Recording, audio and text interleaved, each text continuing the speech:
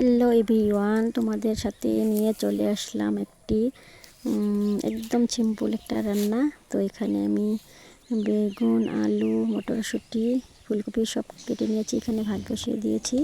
তো এখানে মশলাটা করে নিব। জিরে দিয়েছি আর মরিচ দেব আর টমেটো দেব, আর কিচ্ছু দেব না। তো একদম মশলা ছাড়া একটি রান্না। তো আমরা মশলা খাই না বেশি। তো তার জন্য এখানে দেখো ডালটাকে মিক্সিতে করে নিয়েছি। এখানে ফুলকপি আলু ভাপিয়ে নিলাম।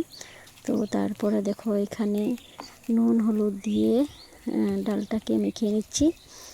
তো মেখে নিয়ে তারপর দিয়ে দিব কড়াইতে একটা একটা করে ভেজে নিব, সুন্দর লাল লাল করে ভেজে নিব।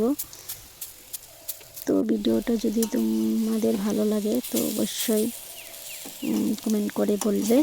তো দেখো এখানে কিন্তু আমি উল্টে পাল্টে ভেজে নিচ্ছি। তো এখানে কিন্তু পুড়েও গেছে, লাল লাল করে ভেজেছি, নাহলে ঝোলে দিলে পরে হয়ে যাবে, নরম হয়ে যাবে বেশি। তো তারপরে তেল দিয়ে দিলাম, তারপরে দিয়ে দিলাম গোটা জিরে, তেজপাতা, নুন হলুদ দিয়ে ভালো করে কষিয়ে তারপরে ভেজে রাখা আলু ফুলকপি দিয়ে দিলাম। তো তারপরে ভালো করে কষিয়ে ভালো করে কষিয়ে নিলাম। তো তারপরে দেখো মটরশুঁটি দিয়ে দিলাম। মটরশুঁটিগুলো ভাজিনি, তো ওগুলো কমিয়ে দিয়ে দিয়েছি। তো তারপরে দিয়ে দিলাম ঝোল।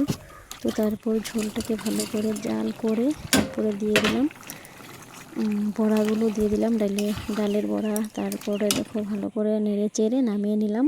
তো কালারটা কিন্তু সুন্দর হয়েছে, কাঁচামরিচ দিয়েছি তাও কালারটা সুন্দর হয়েছে। তারপরে কড়াই বসিয়ে দিয়ে দিলাম পাঁচফোড়ন, তার মধ্যে দিয়ে দিলাম মোচা, কেউ কেউ মোচা বলে, আমরা বলি কলার ঠোঁট।